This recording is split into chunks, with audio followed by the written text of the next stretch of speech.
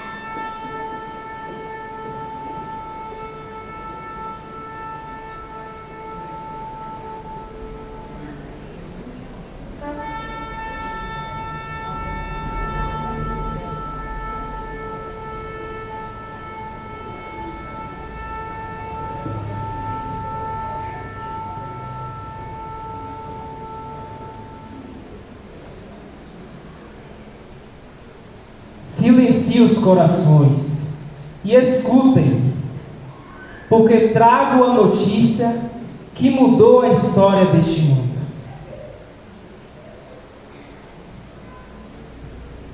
Não temais, eis que vos anuncio boas novas de salvação, que serão para todo o povo.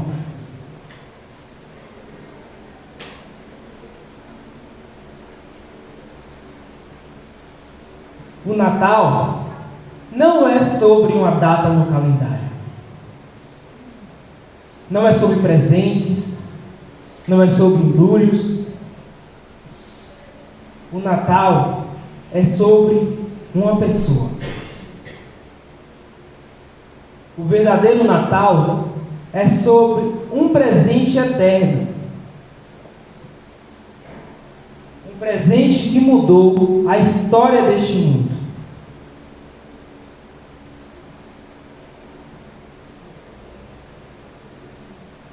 Porque nasceu o Salvador, que é Cristo Jesus. O Rei do Universo, aquele que criou todas as coisas e escolheu vir a este mundo para nos salvar e nos ensinar humildade, o amor, para estar perto de nós. Ele não trouxe palácios, ele não trouxe tesouros, mas nos trouxe algo infinitamente maior: o amor, a esperança, a vida.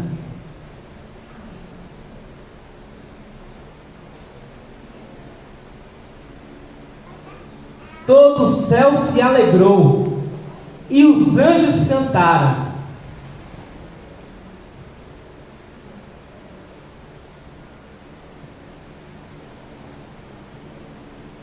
Hoje, nós também devemos nos alegrar, porque o presente não é apenas Ele que nos deu, mas Ele viveu com nós 2000 anos atrás. E esse presente não é só para mim, esse presente é para você, esse presente é para todos nós. Por isso, prepare o seu coração.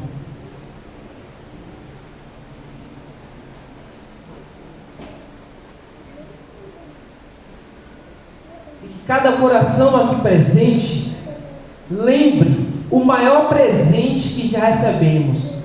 Não se quebra, não se perde, mas nos transforma todos os dias de nossa vida.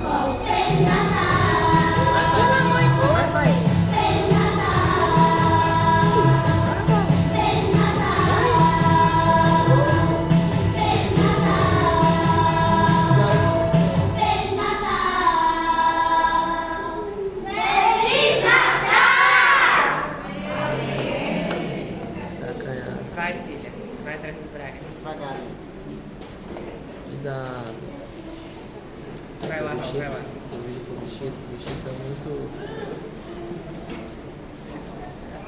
Eu não vou mentir com ela não, viu? Tá acanhado. Acho que ela puxou um pouquinho de tudo. É meio acanhado. Quando eu te conheci, tu era assim. Não sei, cara, você ainda continua lá no hospital, você é meio acanhada.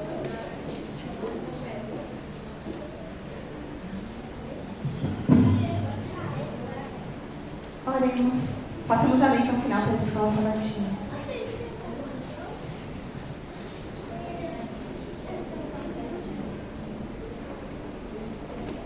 Querido Deus, nós te agradecemos pela Escola Sabatina, pedimos que o Senhor continue a nos abençoar e nos ajude, Senhor, para que Jesus ele continue nascendo em nosso coração todos os dias. Em nome de Jesus. Amém.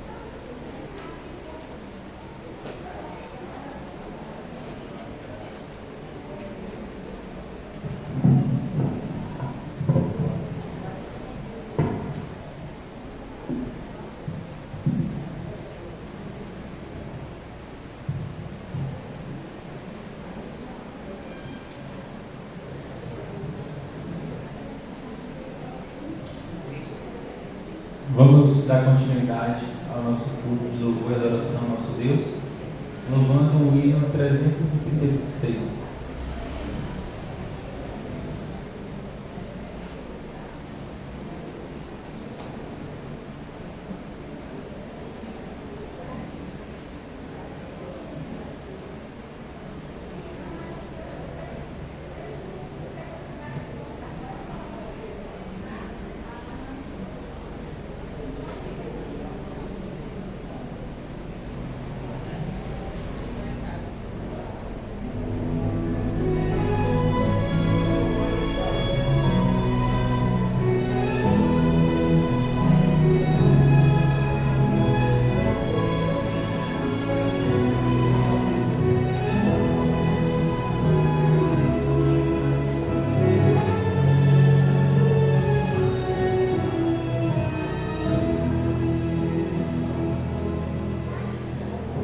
Senhor.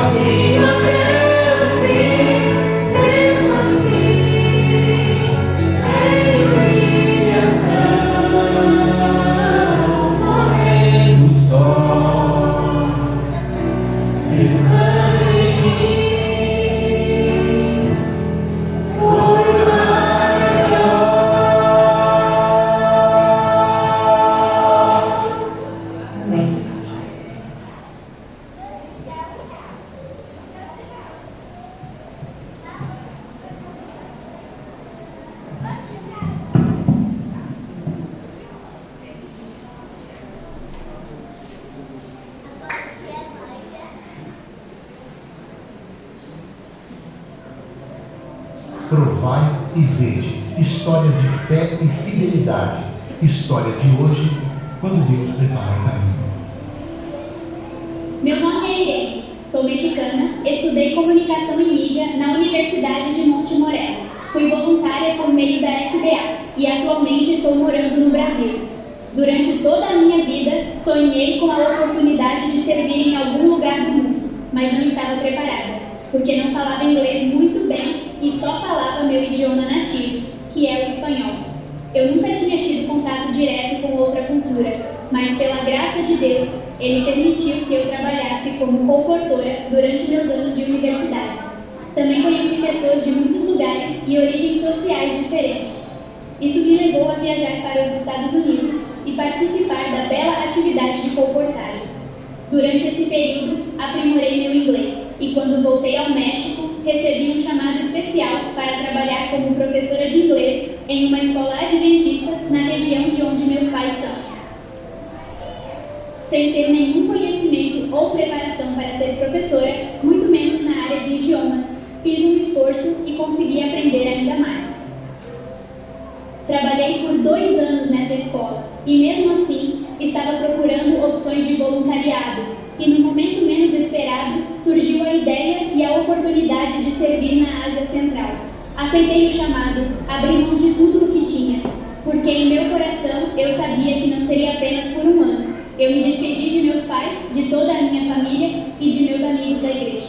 Então, peguei um voo que durou mais de 17 horas e cheguei ao meu destino tão esperado.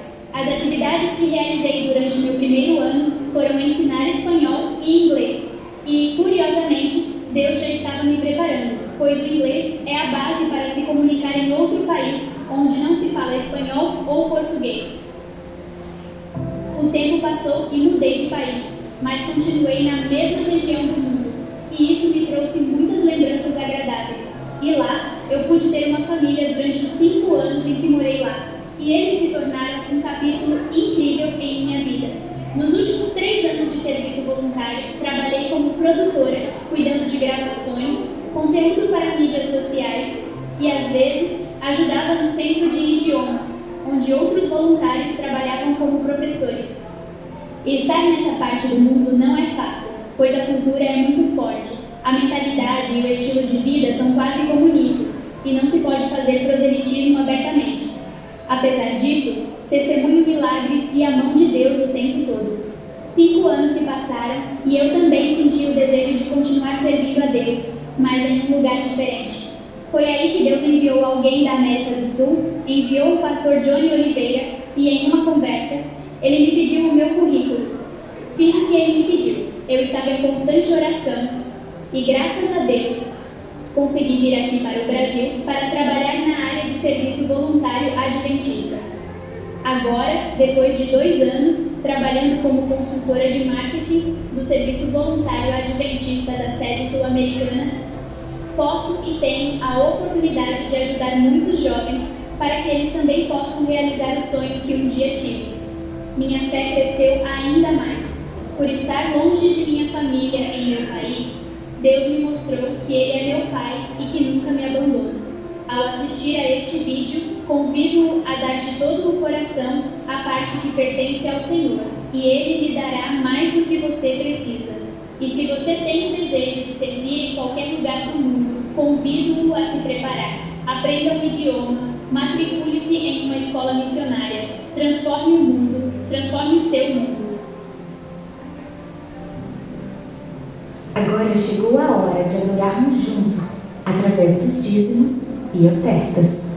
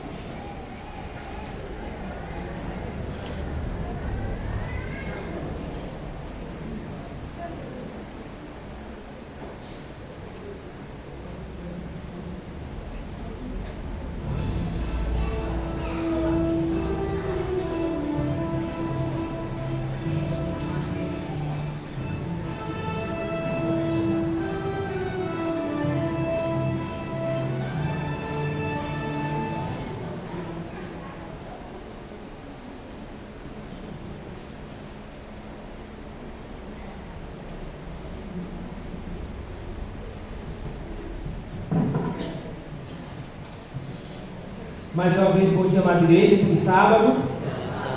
Tenho aqui anúncios muito importantes para passar para vocês.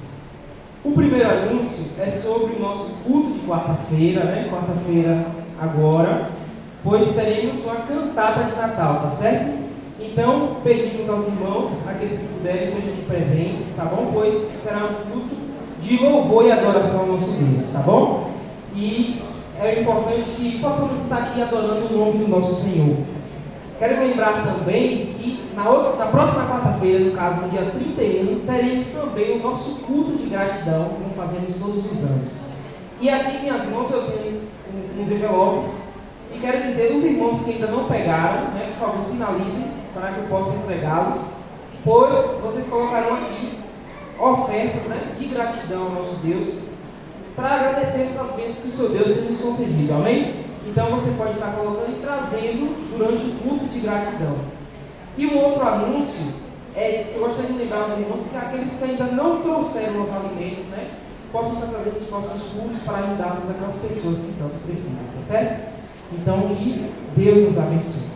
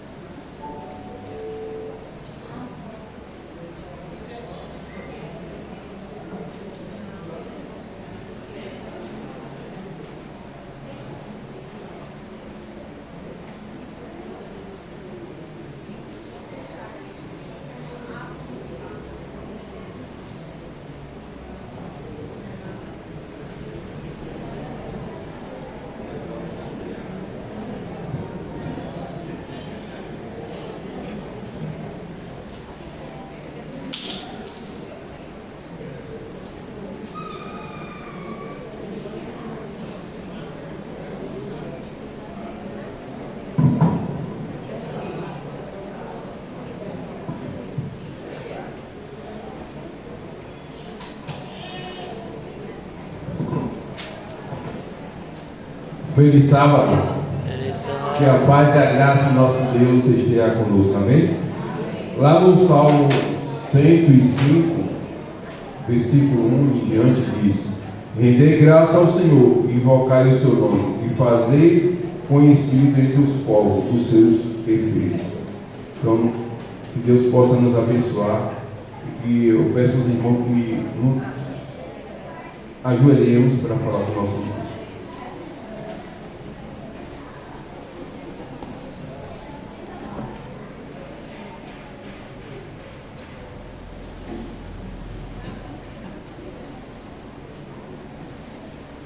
Senhor nosso Deus, soberano Pai, Deus Criador e mantido de todas as coisas, eu dei graça, Senhor, louvor a teu santo nome. Aqui, Pai, prostrado diante de Ti, nós nos encontramos e reconhecemos os Teus feitos, os Teus milagres, a Tua misericórdia, o Teu perdão sobre as nossas vidas.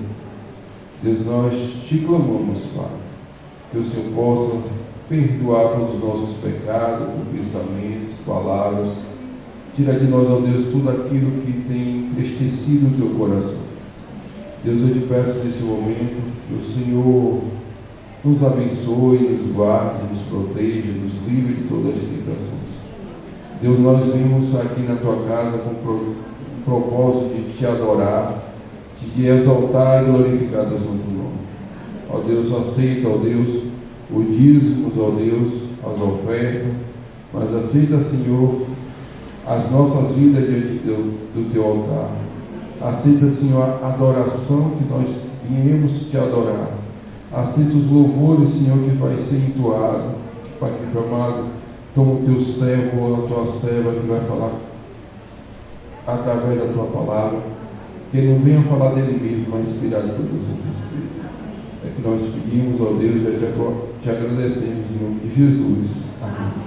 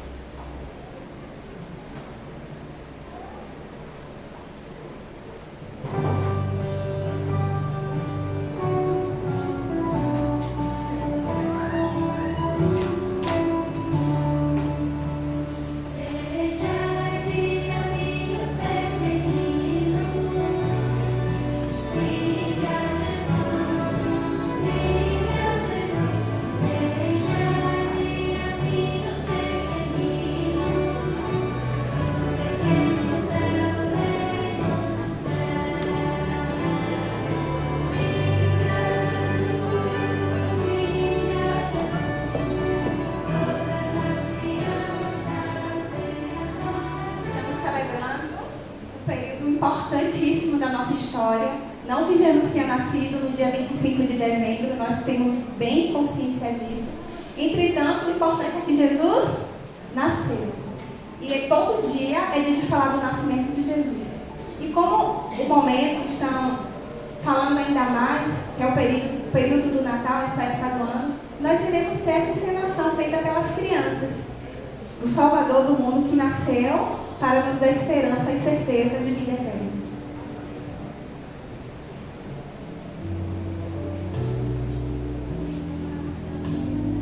Porque um menino nos nasceu, um filho se nos deu. O governo está sobre os seus ombros, e o seu nome será Maravilhoso, Conselheiro, Deus Forte, para a eternidade, Príncipe da Paz. Hoje vamos contar sobre o maior presente que o céu já enviou à terra. Ele não veio em papel bonito, nem com massa. Ele veio como um bebê, Jesus.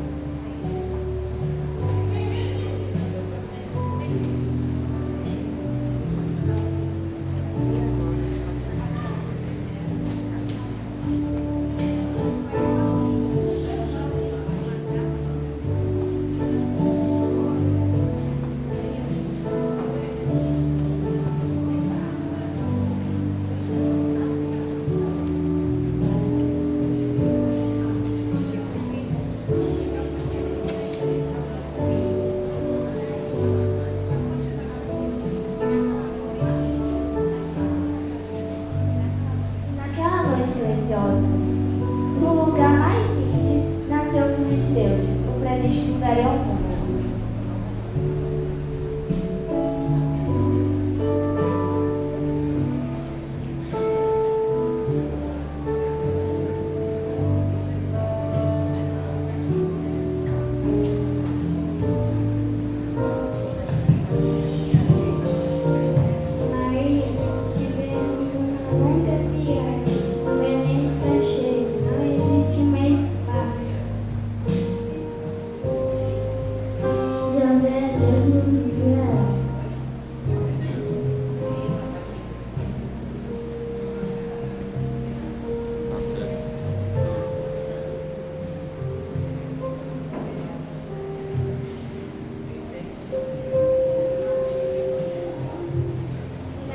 Silenciosa, o lugar mais simples, nasceu o Filho de Deus, o presente que mudaria o mundo.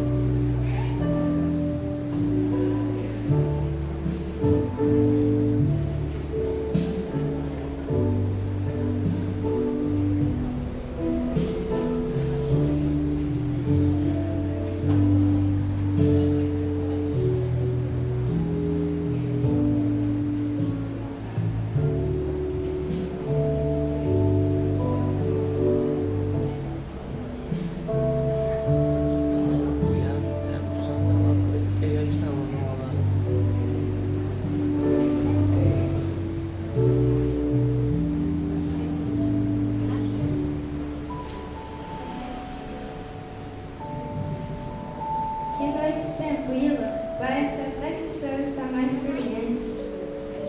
É verdade, sinto que algo novo está acontecendo.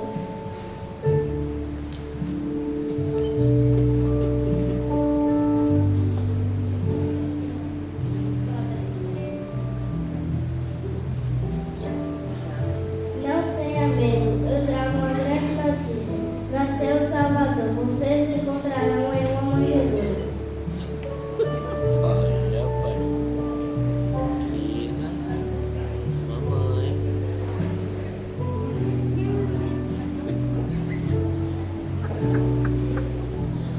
Segura a estrela. Precisamos ver o presente que Deus nos mandou.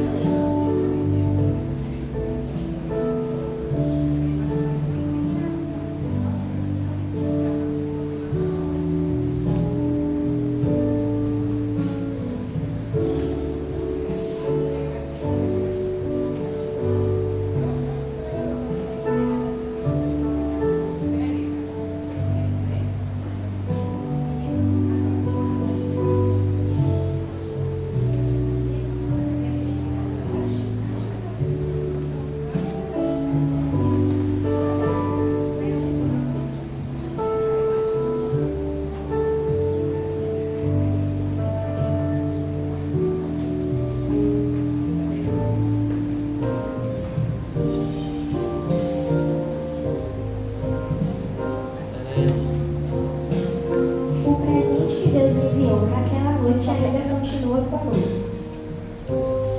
Jesus não nasceu só naquela época. Ele nasce toda vez que nós escolhemos amar, servir e perdoar. Que nesse Natal, cada um de nós abra o coração para esse presente tão precioso.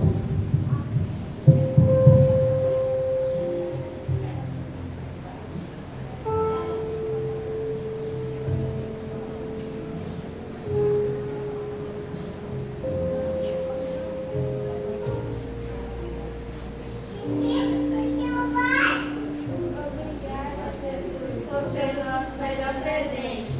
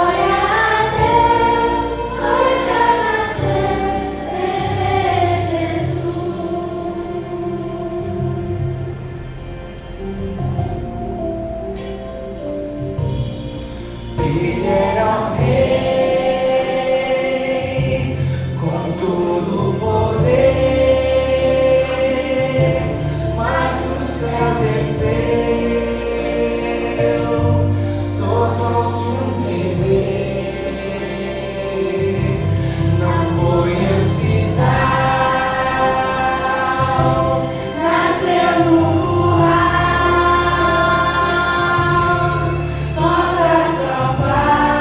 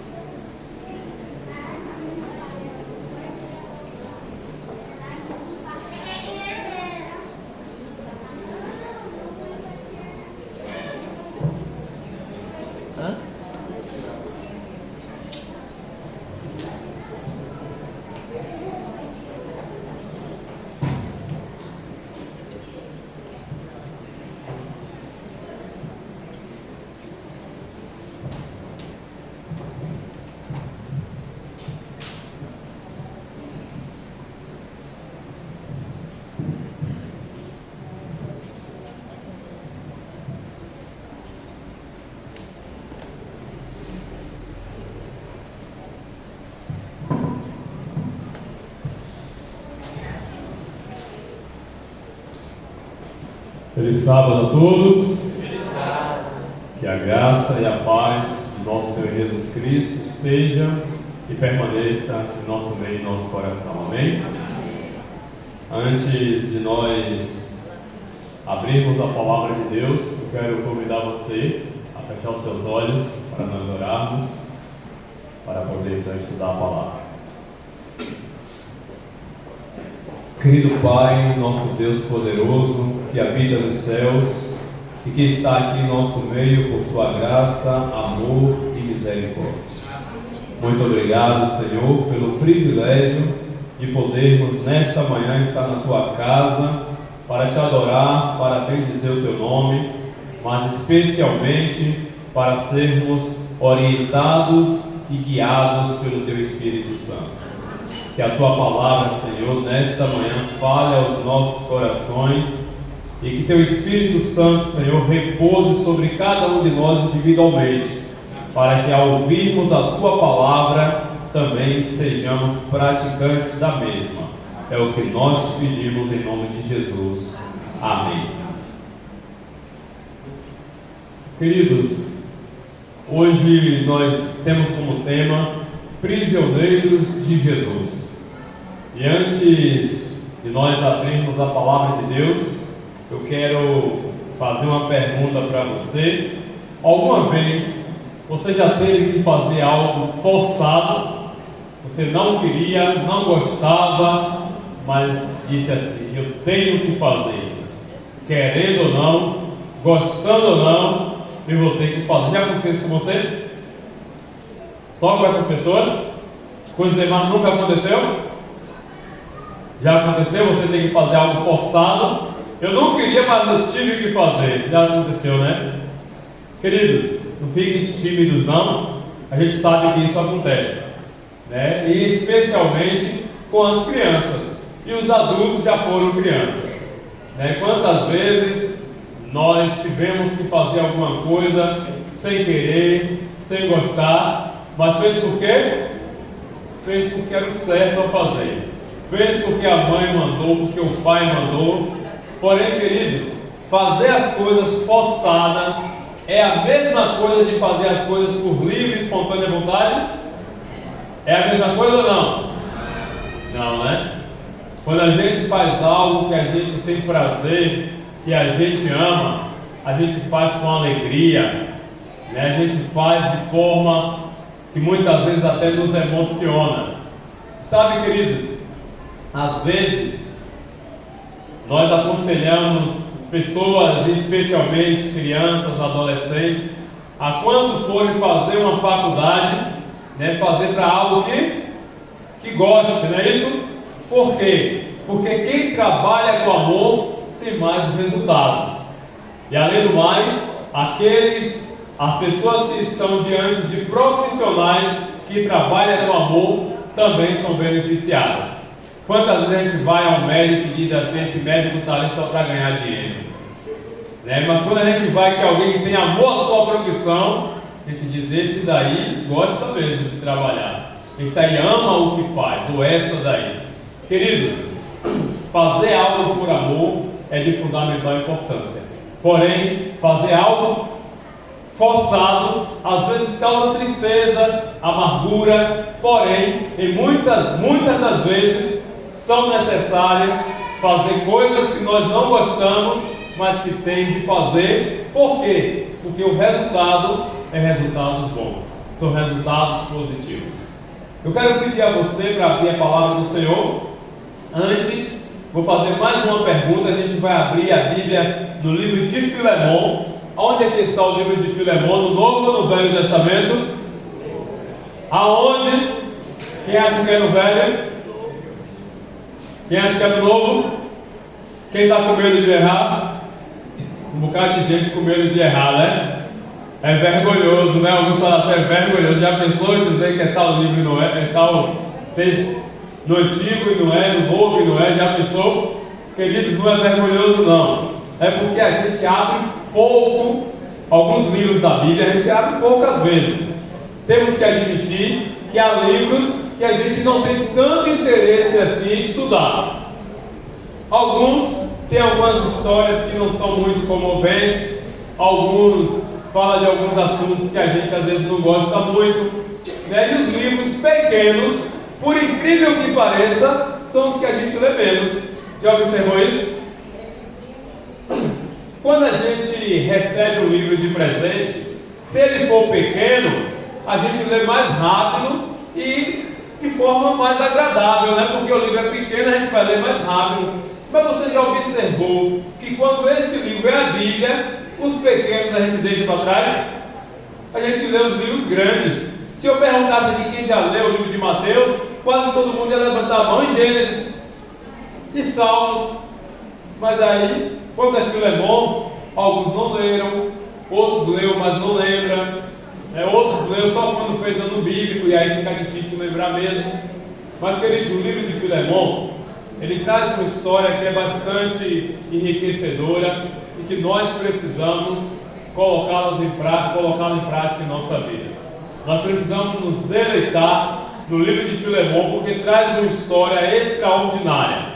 Talvez você nunca ouviu ninguém falar deste livro, talvez já ouviu, mas há muito tempo. Mas não é de costume nós mencionarmos o livro de Filemon nas nossas pregações, nas nossas mensagens. Então nós vamos abrir a Bíblia aí, Filemon está no Novo Testamento.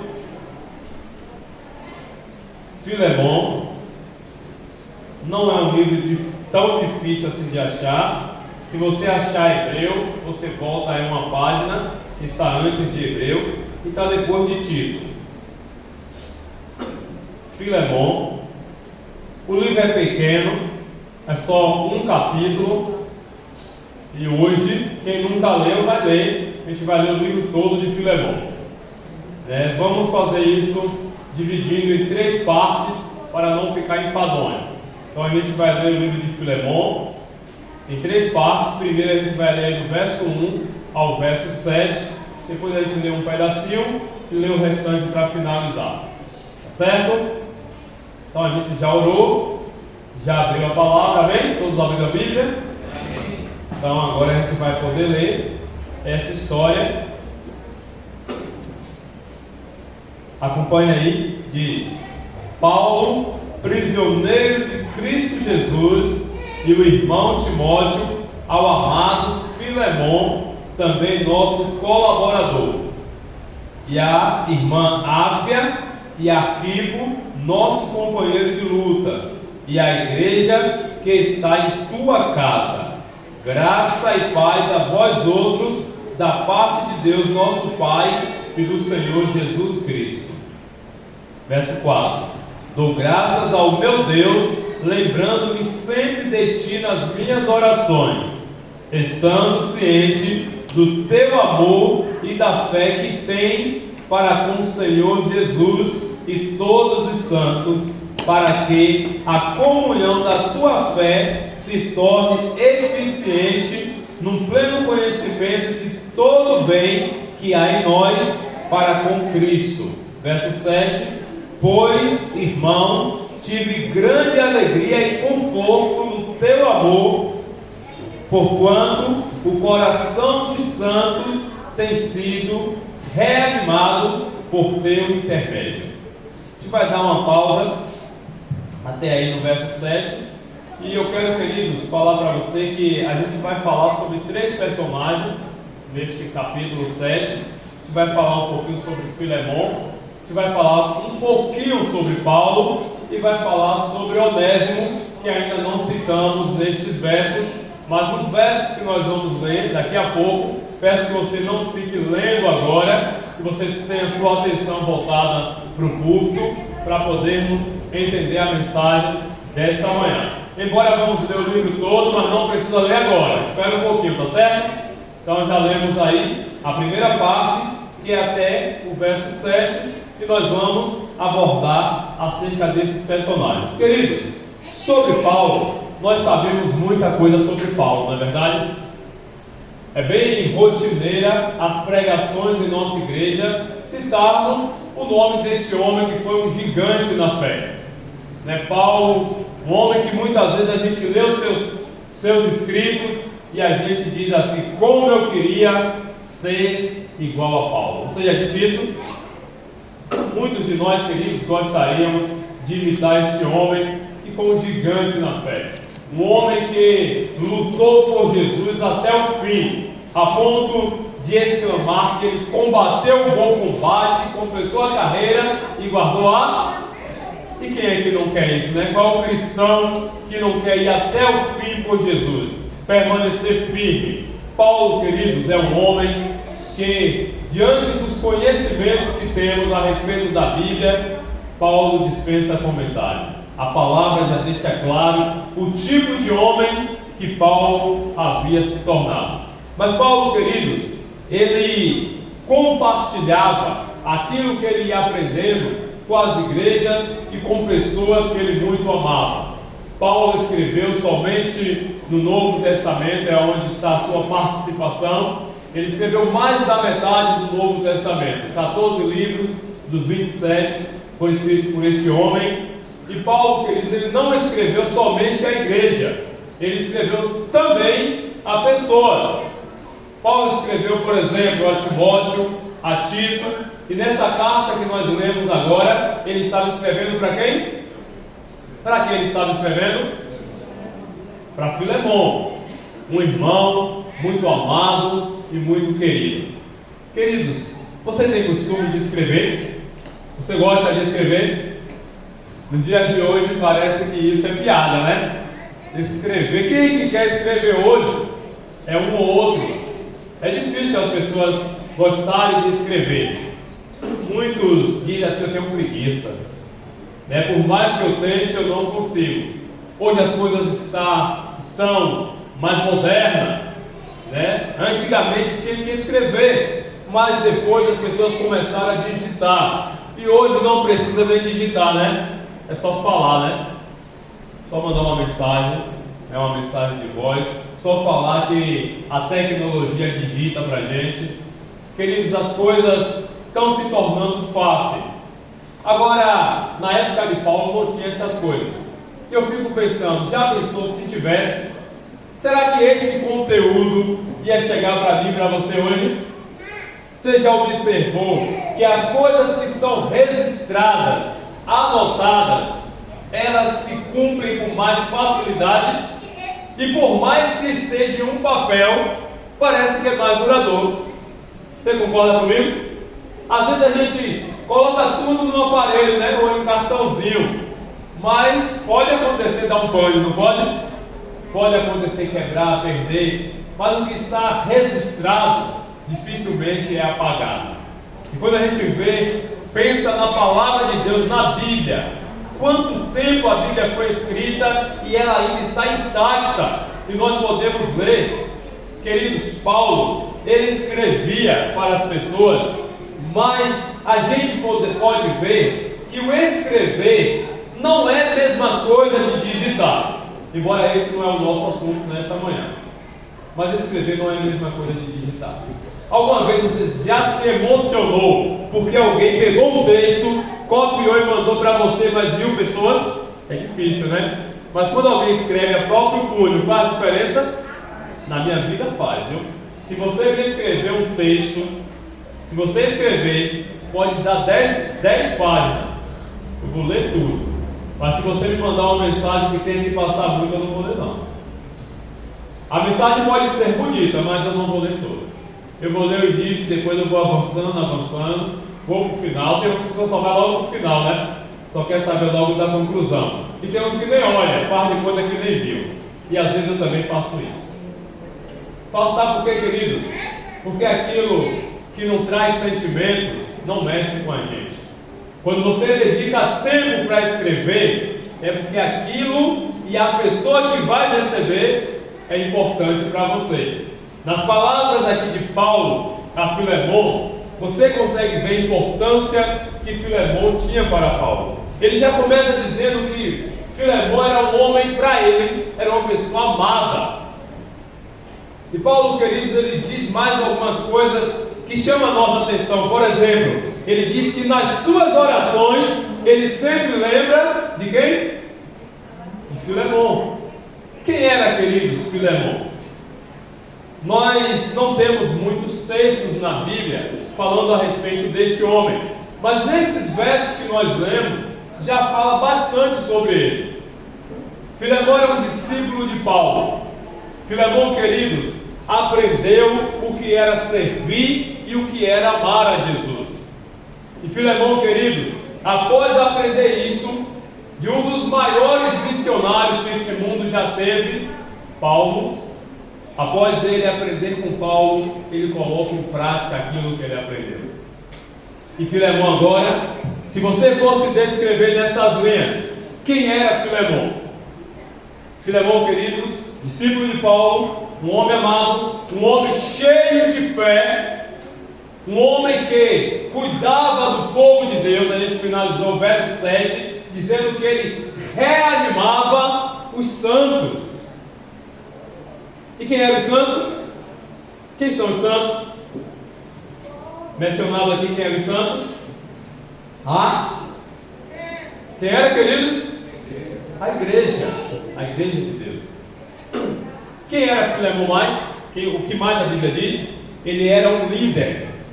Ele era um líder da igreja de Deus. Mas a igreja, queridos, aonde funcionava? Em sua casa.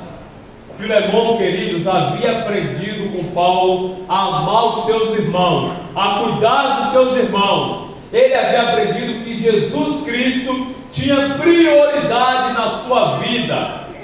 Embora, queridos, Filemão era um homem de Deus, ele também era um homem que enfrentava desafios, um homem que carregava problemas, um homem que enfrentava dificuldades, assim como Paulo também enfrentava. E qual era a dificuldade deste homem chamado Filemão, já que era um homem tão bem amado?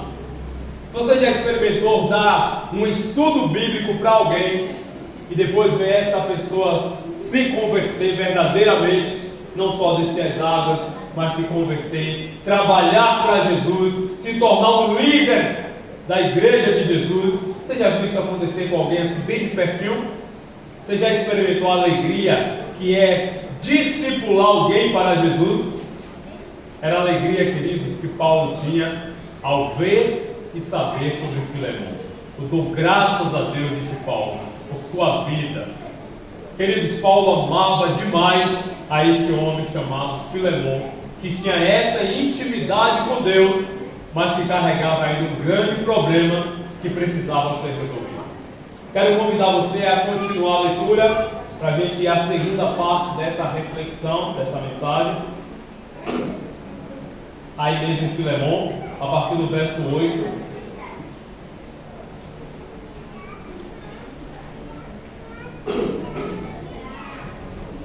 Diz, verso 8, acompanha aí na palavra de Deus: pois bem ainda que eu sinta plena liberdade em Cristo para te ordenar o que convém, prefiro todavia solicitar em nome do amor, sendo que sou Paulo, o velho e agora até prisioneiro de Cristo Jesus.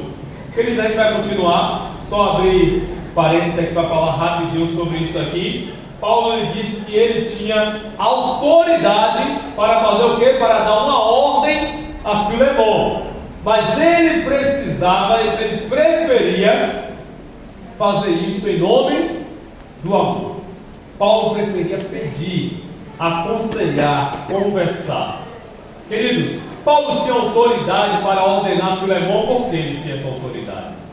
Primeiramente porque ele era um apóstolo. Filemão era o líder de igreja, mas ele era um discípulo de Paulo. Paulo era um apóstolo, alguém, queridos, escolhido e selecionado pelo Senhor para estar à frente da obra. Embora Filemão, ele também tinha responsabilidades, mas se tratando de hierarquia, Paulo estava acima de Filemão. Além do mais, Filemão era o seu discípulo, seu filho na fé. Ele tinha essa autoridade, mas ele disse: eu prefiro falar em nome do amor. Agora a gente vai continuar a nossa leitura aí. Verso 10: sim, solicito-te em favor de meu filho Onésimo. Entra aqui o terceiro personagem. Diz então que gerei entre algemas. Ele antes te foi inútil, atualmente, porém, é útil a ti e a mim. Eu te envio de volta em pessoa. Quero dizer, o meu próprio coração. Eu queria conservá-lo comigo mesmo, para em teu lugar me servir nas algemas que carrego por causa do Evangelho.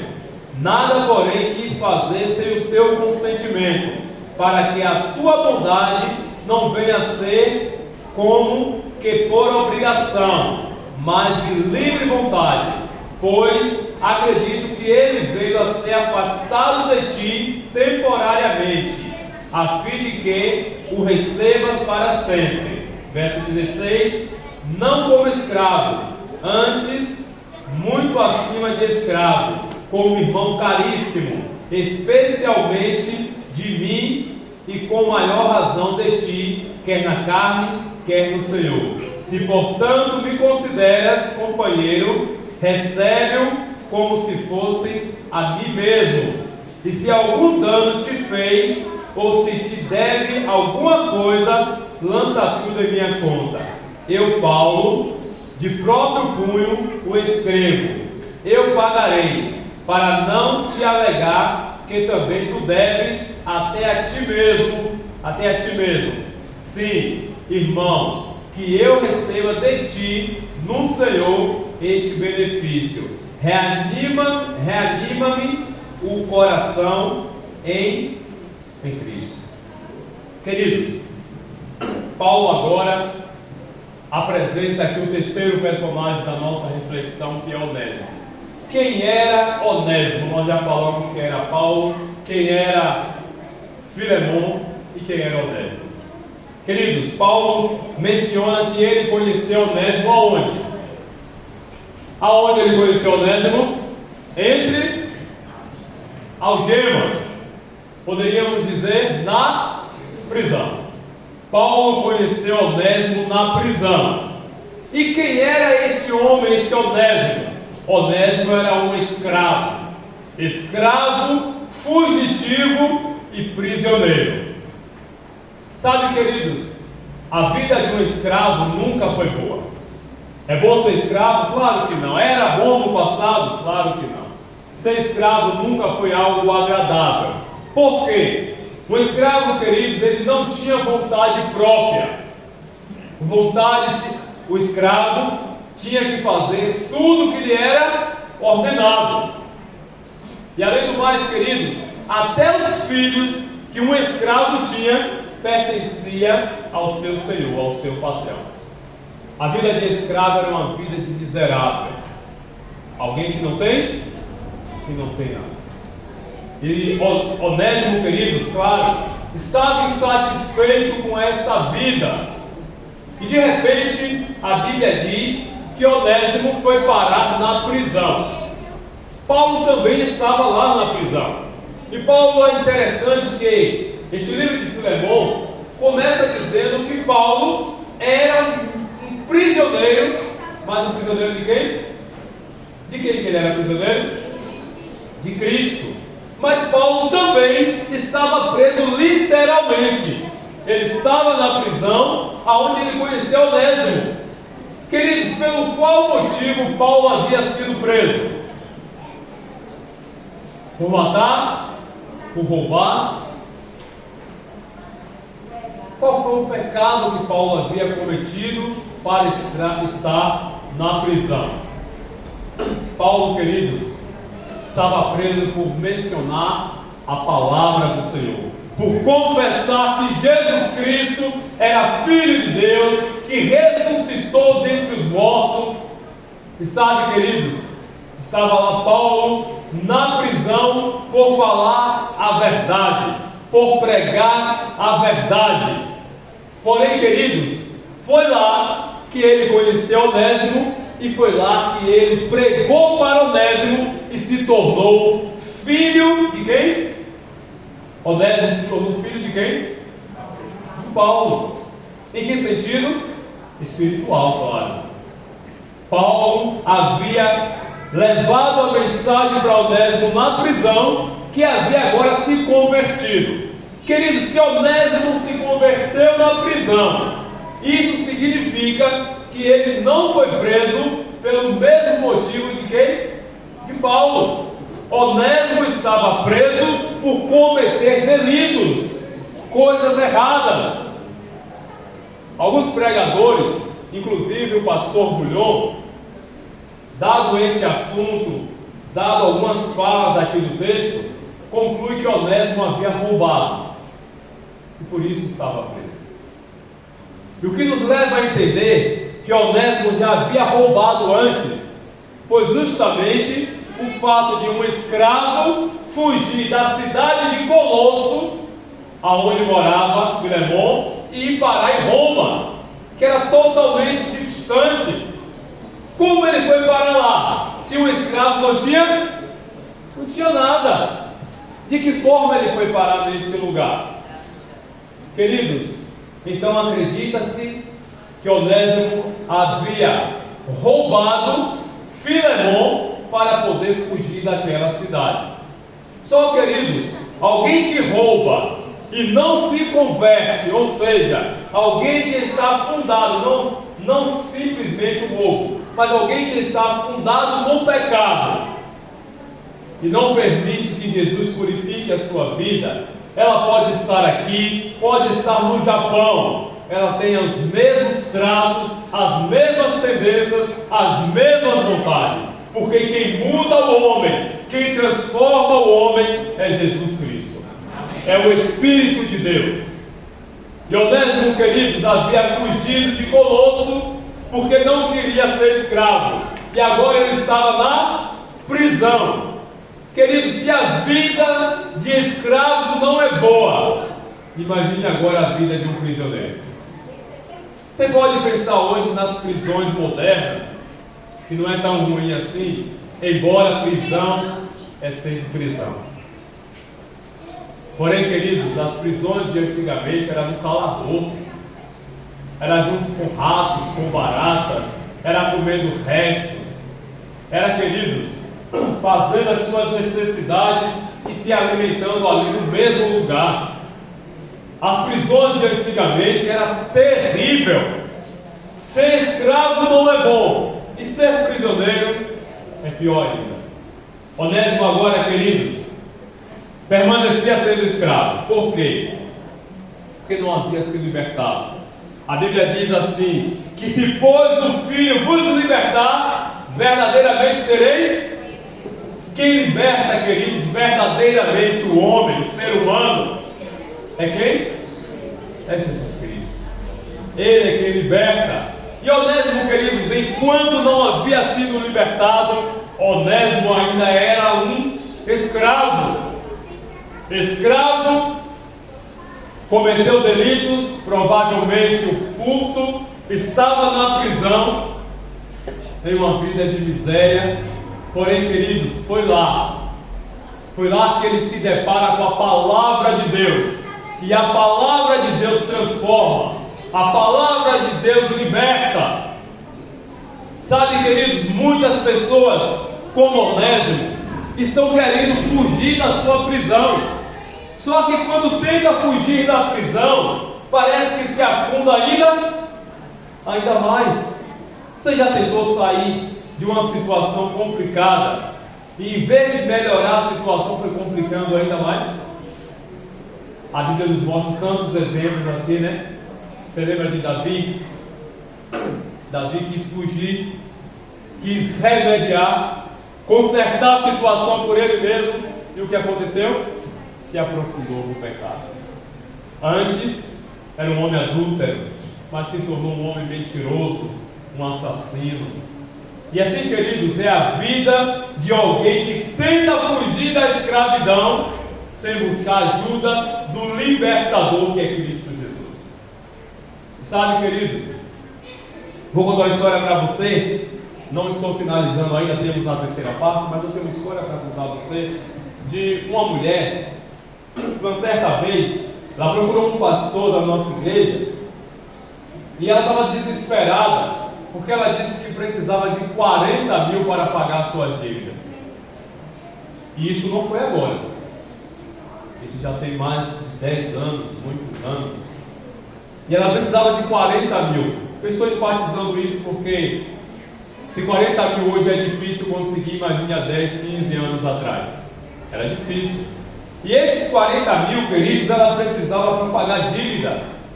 Ela era uma cristã, mas ela estava em desespero. E ela procura um líder da nossa igreja, um pastor, pastor Bulhon, e pediu para ele ajudar ela, que ela não aguentava mais aquela situação. Ele olhou para ela, queridos, e disse assim: você tem um problema que está além desses 40 mil. 40 mil não resolve a tua situação. E ela começou agora a insistir que era 40 mil que ela precisava, que se ela tivesse 40 mil as coisas iam mudar. E ele disse assim: se neste momento eu orar a Deus, e Deus mandar do céu 40 mil, eu colocar em tuas mãos, o problema vai ser resolvido? E a resposta dela foi: é óbvio, é claro, é 40 mil que eu preciso. Se o Senhor me conceder esses 40 mil, está tudo resolvido. E ele olhou para ela, queridos, e disse: não está não, é engano seu, não vai resolver. O problema não é os 40 mil. E ela ficou insistindo, ela disse: pastor, porque o Senhor não quer acreditar em mim, eu estou falando a verdade. E ele insistiu: filha, teu problema vai além dos 40 mil. Foi quando então, queridos, ela começou a contar a sua vida, como era a sua vida, porque ela estava agora na cidade de São Paulo, cheia de dívidas, desesperada, sem saber o que fazer. Então ela disse: pastor, eu morava numa cidadezinha distante daqui, e eu cresci, tive uma infância muito difícil, e meu pai o tempo todo dizia: filha, você não pode adquirir isso, você não pode comprar aquilo, porque nós somos pobres, porque não temos dinheiro. E sabe, queridos, tudo que ela queria, a resposta era a mesma: somos pobres, não temos dinheiro, você não pode. E ela ficou com aquilo na sua mente, e à medida que o tempo foi passando, ela começou a contrair dívidas para adquirir as coisas que o pai dizia que ela não podia, que ela não tinha dinheiro. E ela foi tomando dinheiro emprestado, na mão de um, na mão de outro. Porém, queridos, ela vivia numa localidade pequena, uma zona rural, e logo a notícia se espalhou, que ela era o quê? Veaca, né? Não paga ninguém. E ela fugiu daquele lugar e foi para um lugar bem distante, foi para São Paulo. Ela disse: lá ninguém me conhece, lá está tudo resolvido. E quando ela chegou lá, ela casou com uma pessoa que recebia pouco, R$800 na época, e isso não dava para suprir as suas necessidades. E ela começou agora a fazer mais dívidas, e outras dívidas, e outras dívidas, e agora ela devia quanto? R$40 mil. Queridos, e o pastor virou para ela e disse: filha, eu vou conseguir então os 40 mil, eu te dou os 40 mil, e você acha que tudo vai resolver? E daqui a mais 5 anos, você vai estar devendo mais quantas pessoas? E vai fugir para onde agora? Para outro país? Queridos, essa situação é semelhante à situação de Onésimo. Fugiu de Colosso, foi para Roma, achando que o problema estava resolvido. Porém, queridos, aquela mulher era uma escrava. Ela era escrava de pensamentos, escrava de palavras que ouviu na sua infância, escrava dela mesma. Era escrava porque não aprendeu com Jesus, porque não sabia administrar, e não importava se ela tivesse 40 mil, 100 ou 200, quem não sabe, queridos, administrar 10, não sabe administrar 100. Queridos, aquela mulher tinha um conflito, e o conflito era interno, e ela precisava resolver. E Paulo, queridos, aqui na sua carta a Filemão, ele disse que ele tinha autoridade para resolver a situação. Ele poderia manter Onésimo com ele, porque ele disse assim: Onésimo se tornou útil para mim. Onésimo pode ficar no teu lugar. no lugar de quem? De Filemon, me auxiliando, me ajudando. Porém, queridos, ele disse no verso 12, queria fazer o quê? Vou te enviar de volta. Enviar quem? Enviar Onésimo para Filemon. Por que Paulo, queridos, leva a palavra de Deus para Filemon? Filemon então se converte, Onésimo se converte, sai da prisão e agora parecia que estava tudo resolvido. Mas o que Paulo faz? Vou enviar você de volta para Filemon. E além do mais, queridos, sabe quem ia levar a carta de Paulo para Filemon? Onésimo. Ia levar a carta dizendo: olha, aqui está a carta, leia, Paulo mandou te entregar. Queridos, Filemon tinha motivo para estar magoado com Onésimo, sim ou não? Você acha que ele tinha motivos? Quais motivos? Queridos, Onésimo ainda pertencia a quem? A Filemon. Ele não recebeu a carta aonde autorizava que ele estivesse livre.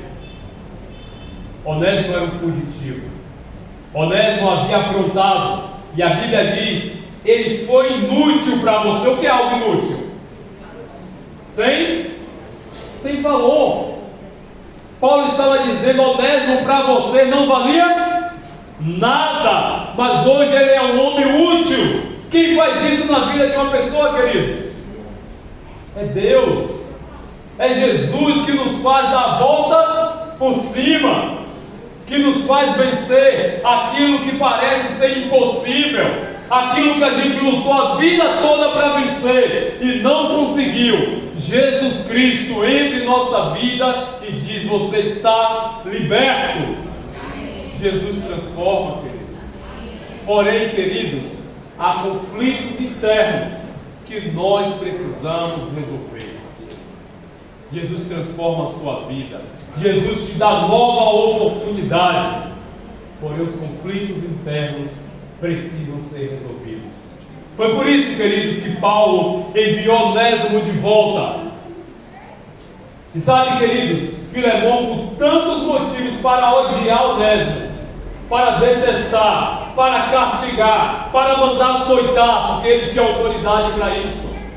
Porém, Filemon agora era um homem de Deus, um discípulo do amor, um homem muito amado, um homem que foi tocado e comovido pelo amor de Cristo.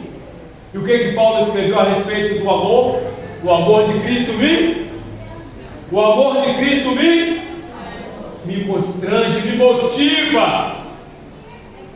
Queridos, como alguém que é servo de Cristo, que o reconhece, que crê que Cristo é 100% amor, diz assim: eu sou um servo de Cristo, mas eu não amo ao meu irmão.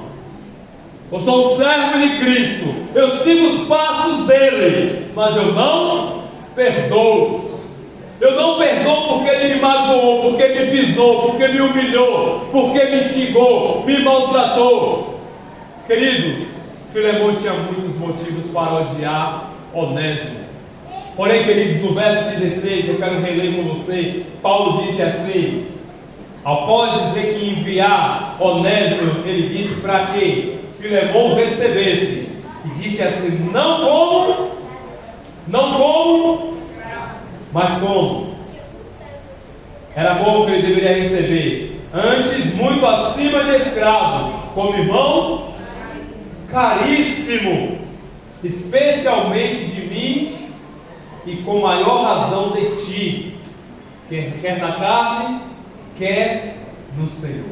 Queridos, Paulo estava dizendo que Onésimo deveria ser recebido de volta, mas Onésimo não seria mais escravo, porque Onésimo foi libertado. E como eu disse para você, quando Jesus Cristo liberta, alguém se torna verdadeiramente livre. Onésimo voltava, queridos, mas Onésimo agora era um filho de Paulo. E Filemão era o que de Paulo? Filho de Paulo também. E por isso eles seriam agora o quê? Irmãos. Queridos, na verdade, todos nós somos filhos de Jesus Cristo. Somos filhos de Deus, porque nós aceitamos a Jesus Cristo em nossa vida. Nós aceitamos que Jesus veio em carne e que Ele morreu em nosso lugar e que o seu sangue nos comprou, e por isso nós nos tornamos irmãos, discípulos caríssimos, joias raras.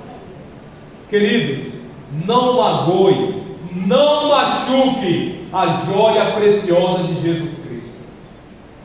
Mas se isto já aconteceu, precisamos de reconciliação.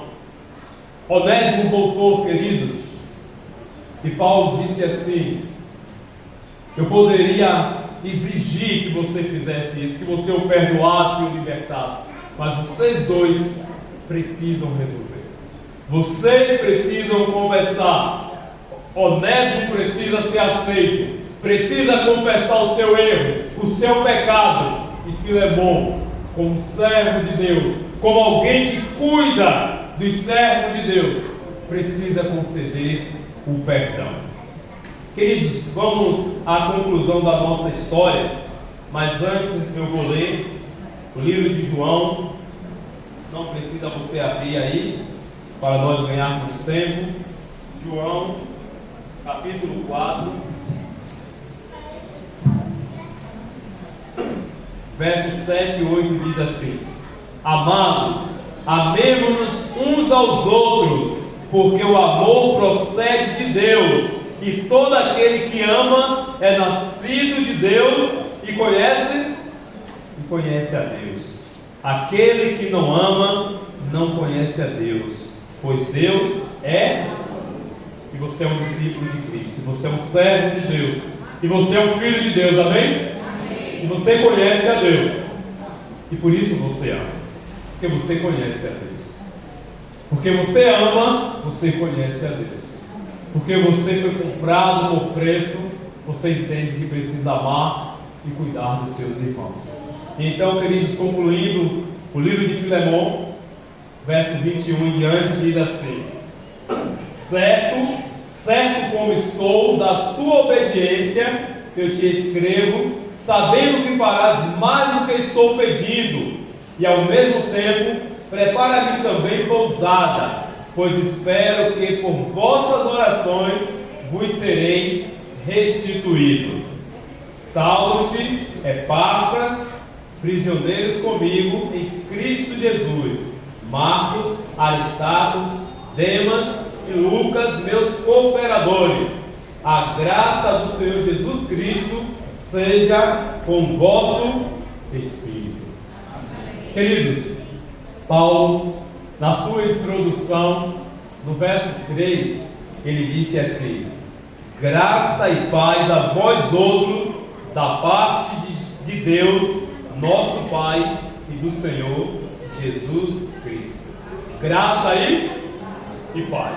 E quando ele finaliza a sua carta, ele diz que a graça de Jesus deveria permanecer no coração de quem? De Filemão, de Onésimo, com os santos, com os irmãos.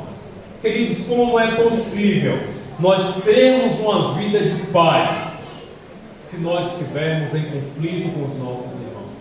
Como nós podemos dizer que estamos cheios da graça de Cristo enquanto o amor não está sendo compartilhado em nossa vida? Queridos, o amor não é compartilhado com palavras, mas com ações. O amor é compartilhado quando você perdoa. Você ama a Deus quando você ama o seu irmão. Às vezes, queridos, isso parece ser tão lógico, mas é difícil. Nós costumamos dizer que a igreja ela é o hospital do Senhor. Você concorda com isso? A igreja é o hospital de Deus? É, né? Queridos, quando você vai a um hospital, você encontra lá médico, ou deveria encontrar. Mas é apenas médico que tem no hospital? Tem o que mais no hospital? Tem doentes, né? Tem técnicos de enfermagem, tem enfermeiros. Queridos, qual é a função dos enfermeiros, dos técnicos em um hospital? No hospital? Auxiliar quem? Auxiliar o médico, não é isso? Eles estão lá para auxiliar os médicos. Mas, queridos, nem todo mundo é médico. O hospital está cheio de doentes. A maioria das pessoas que entram no hospital, elas estão doentes. E você sabia que até os técnicos, eles adoecem também? Até os enfermeiros, até os médicos. Mas no hospital do Senhor, apenas o médico não fica doente. Porque no hospital do Senhor, o médico é quem? É Jesus Cristo. Nós somos chamados, queridos, como pacientes, doentes. Mas nós não fomos chamados para continuar escavando feridas. Nós somos chamados, queridos, para sermos auxiliares do médico, para cuidar dos enfermos, para cuidarmos uns dos outros, queridos. Só que isso não quer dizer que em vez em quando você também não vai adoecer. Mas no hospital de Deus, o médico é Jesus Cristo e Ele sempre está disposto a curar. O que eu quero dizer com isso, queridos? O que eu quero dizer com essa história que nós estudamos e esmiuçamos nesta manhã? Temos 3 personagens aqui. Você se encaixa em algum deles? Temos Paulo, um homem cheio do amor de Deus, que poderia ordenar, mas preferiu agir de acordo com o amor, de acordo com a graça. Na igreja também nós temos líderes, e que às vezes é necessário chamar a atenção dos liderados.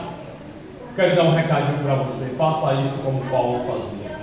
Se preencha do amor de Cristo, mas não deixe de chamar a atenção, porque Paulo, queridos, não passou a mão na cabeça. Ele poderia simplesmente deixar tudo para lá, mas ele não, ele resolveu a questão. Ele disse: eu estou certo de que Filemão vai não fazer apenas o que eu falei, mas muito mais. Sabe, queridos, Paulo, ele preferiu agir em nome do amor. Mas talvez você se assemelhe a Filemão, um homem magoado, alguém que sofreu, que foi injustiçado. Queridos, o conselho para você que a Bíblia traz é: perdoe. Perdoe porque você foi perdoado. Porque esta pessoa que te magoou, esta pessoa também é caríssima, é rara para Jesus Cristo. É uma joia rara e foi comprada por preço. Mas se você se encaixa na situação de Onésimo, acredite primeiramente que Jesus Cristo, Ele já te libertou da escravidão. E acredite também que você precisa, se magoou alguém, precisa voltar, retroceder e pedir perdão. Queridos, não podemos avançar, não podemos experimentar a paz que só Jesus Cristo pode dar, enquanto a amargura estiver dentro de nós, enquanto não dispensarmos perdão, enquanto não buscarmos o perdão, enquanto não fizermos, não praticarmos a reconciliação, não poderemos experimentar a verdadeira paz, a graça de Jesus. É por isso que Paulo começa dizendo: a paz e a graça deve estar no teu coração. Paulo finaliza dizendo: a graça de Jesus deve estar em teu coração. Você já experimentou neste mundo a paz, a verdadeira paz que Jesus pode dar? Queridos, por mais que viemos a experimentar, ainda não atingimos o topo, mas um dia vamos atingir. Um dia estaremos diante de Jesus, aquele que é a verdadeira paz, e o veremos face a face. Mas hoje, queridos, podemos dar passos na sua direção. Hoje nós podemos viver como Ele deseja que vivamos. Hoje nós podemos buscar a paz, podemos amar, não simplesmente falar de amor, queridos. Podemos viver o amor, podemos viver isso na prática. Podemos amar quem nos pisou, quem nos magoou. Sabe por que podemos fazer isso? Porque Jesus fez isso e faz isso por cada um de nós. Precisamos, queridos, nos reconciliarmos um com o outro. Meu apelo para você: se você tem alguma coisa contra alguém nesta igreja ou fora desta igreja, meu apelo para você é: busque a reconciliação. Se você foi magoado, injustiçado, libere o perdão, queridos. Quer alguém venha até você ou não, seja liberto deste mal. Jesus Cristo já te libertou. Aceite a liberdade do Filho de Deus. Perdoe, ame, busque a reconciliação do seu irmão, porque esta é a vontade de Deus, porque Ele quer que você tenha paz. Quantos nesta manhã vai dar este passo na direção de Jesus? Não porque eu estou falando aqui, mas porque a palavra de Deus diz para você buscar o perdão, para você perdoar, para você se reconciliar e para você viver a prática do amor. Quantos creem nisso e querem isso para a sua vida? Amém. Que Deus nos abençoe. Quero convidar você a ficar de pé para a gente poder orar.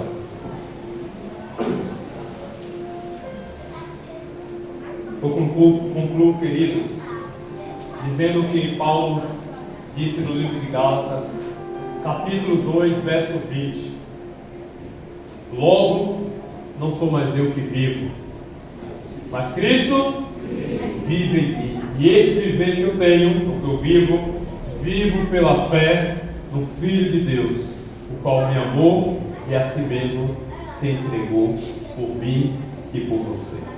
Que nós possamos, queridos, se tivermos que ser prisioneiro neste mundo de alguém, seja prisioneiro de Cristo.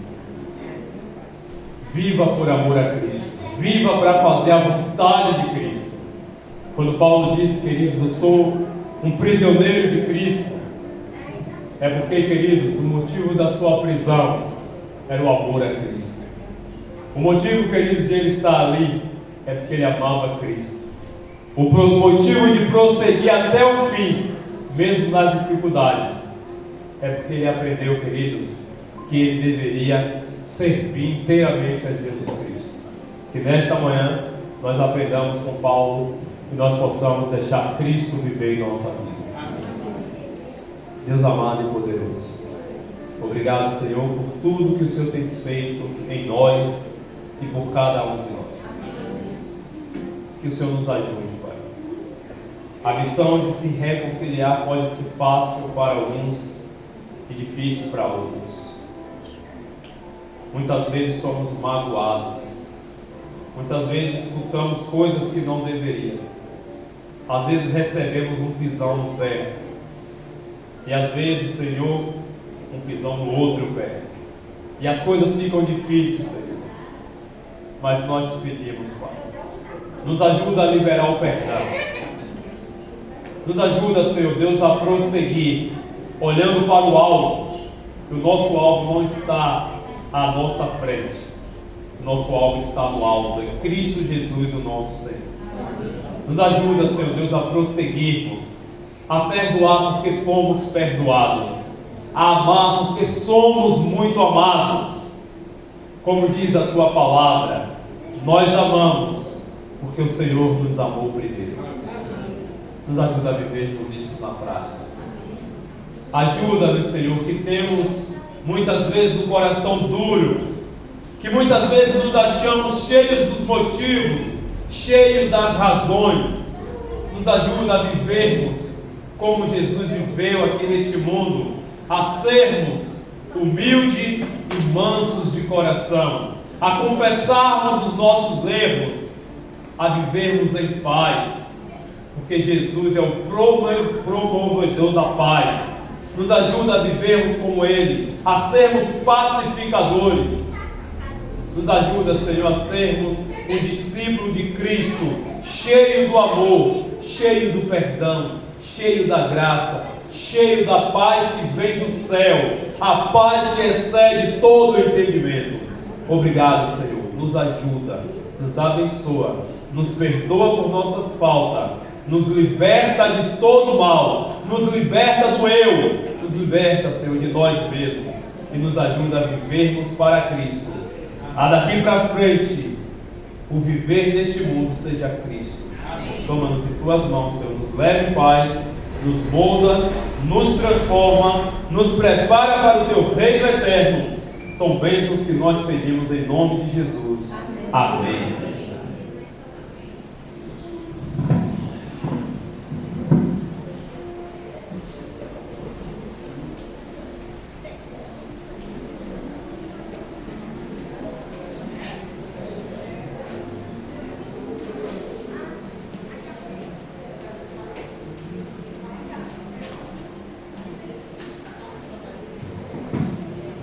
Nos encontramos aqui amanhã às 19 horas e que possamos ter um sábado, um restante de um sábado em paz na presença de Jesus.